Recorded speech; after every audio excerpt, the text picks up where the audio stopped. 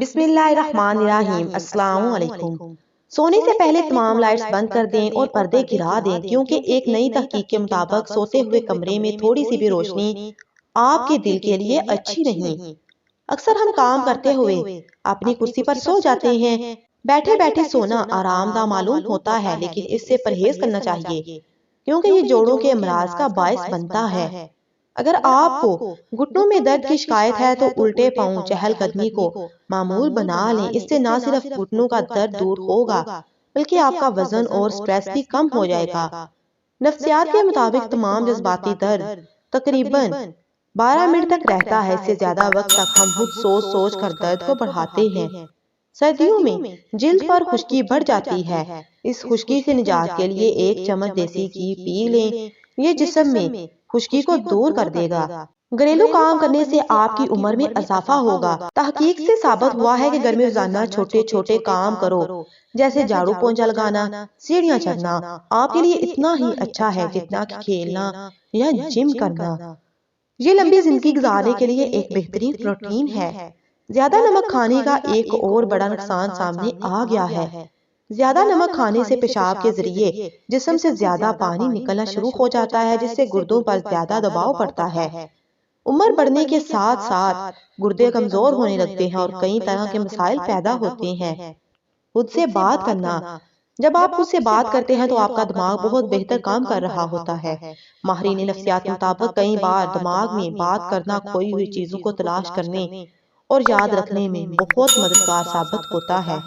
حمل کے دوران بیٹھنے کا غلط طریقہ کمر یا کمر میں درد کا باعث بن سکتا ہے، اس لیے آپ کو حمل کے دوران بیٹھنے کا صحیح طریقہ معلوم ہونا چاہیے۔ حمل کے دوران اگر آپ اپنی پیٹھ کمر سیدھی کر کے بیٹھیں اور پیچھے کی طرف نہ بیٹھیں تو آپ درد سے بچ سکتے ہیں۔ حمل کے دوران مناسب طریقے سے بیٹھنے سے جوڑوں کے درد سے بھی بچا جا سکتا ہے۔ اگر آپ صحیح طریقے سے بیٹھنا سیکھ لیں تو حمل کے دوران آپ کا ہاضمہ بھی ٹھیک رہے گا اور سانس لینے میں کوئی پریشانی نہیں ہوگی۔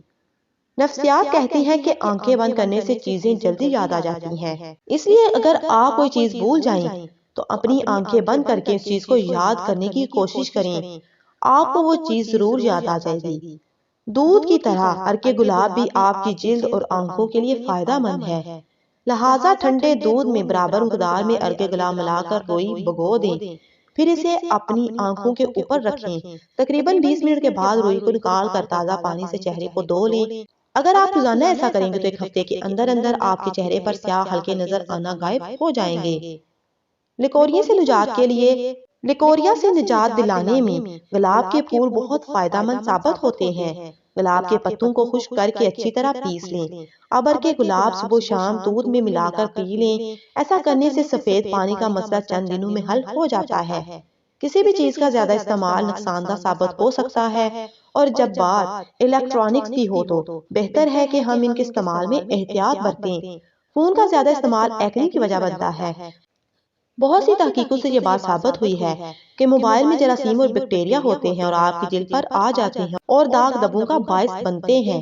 نفسیات کہتی ہے کہ اگر کوئی شخص آپ کو متاثر کرنے کی کوشش کرتا ہے تو اس کا مطلب ہے کہ وہ آپ سے پہلے ہی متاثر ہو چکا ہے۔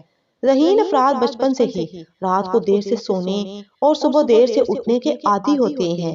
اسی وجہ سے اکثر اوقات وہ آخری وقت میں بھاگم بھاگ اسکول، یونیورسٹی یا دفتر پہنچتے ہیں۔